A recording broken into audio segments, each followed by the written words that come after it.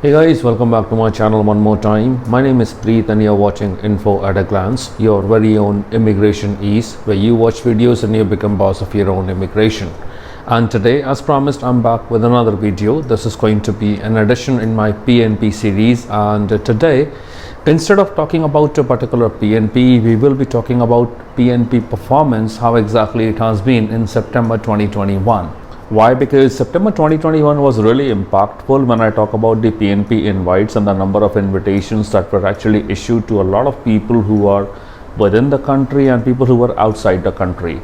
So before I start, if you had not subscribed to my channel yet, then please consider doing so and do press the bell icon for all the latest updates on Canada immigration. Now, talking about provincial nominee program or provincial nomination program, it will not be wrong to say that these particular programs are primarily for inlanders, as in people who are already within the province working or studying.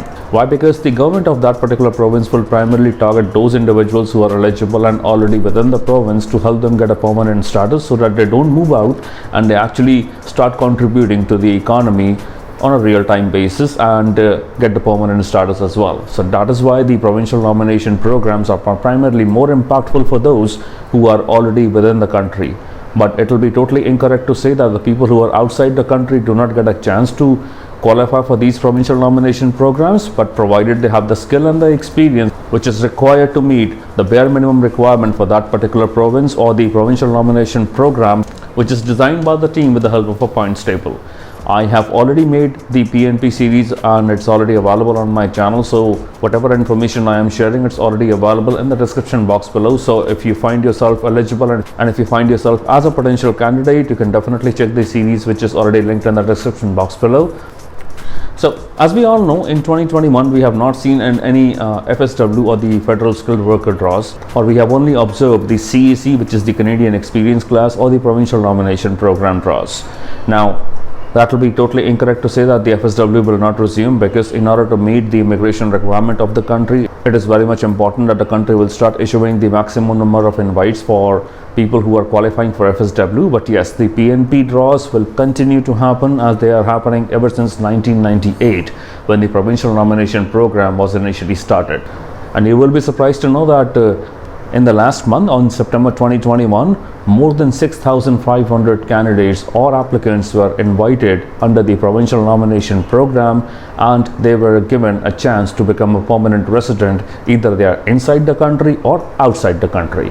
Also to add, the provincial nomination programs or the PNP draws will continue to happen because the government or the immigration department will continue to target these particular pathway, as this is quite potential and a good pathway for them, and they will add 100,000 people, which is close to 1 lakh people every year via this particular immigration program, because from last 23 years the country has this particular program considered one of the most successful ones. So looking at the highlights for the PNP program, I would like to tell you that last month itself there were 7 provinces who invited more than 6,500 candidates across the country through the PNP route only.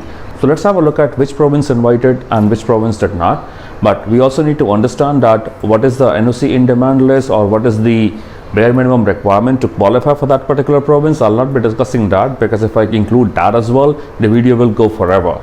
Now, to understand how exactly a PNP program works, you can definitely check the description box. I have linked the PNP program for each and every province separately. So within September itself, Ontario, which happens to be the most famous province of the country, they ended up issuing 5 nominations within the month, and total of 1,751 applicants who were invited through the PNP program. Now, out of 1,751 applicants, 691 were invited via the PhD graduate stream or the master's graduate stream, and the remaining 991 were invited via the international education stream or the foreign workers stream. So that means this includes a good chunk for people who are outside the country and a good chunk for people who are already within the country. Moving to the second province, which is my personal favorite, Alberta. Why? Because it's very scenic and beautiful. They ended up having 3 PNP draws within September 2021, and with a CRS of as low as 300, which is quite appealing for them to pick, they ended up inviting more than 1,335 applicants in one particular month itself.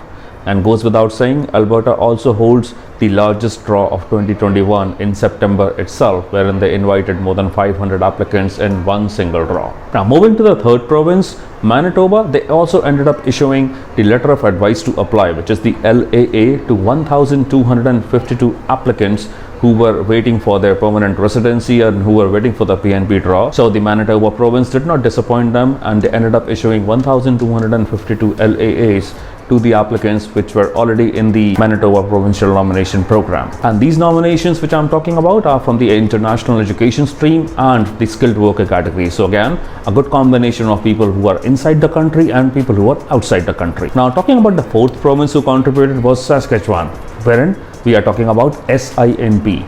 They also ended up inviting more than 900 applicants in the provincial nomination draws, and their PNP draws are quite appealing because that includes a lot of NOCs.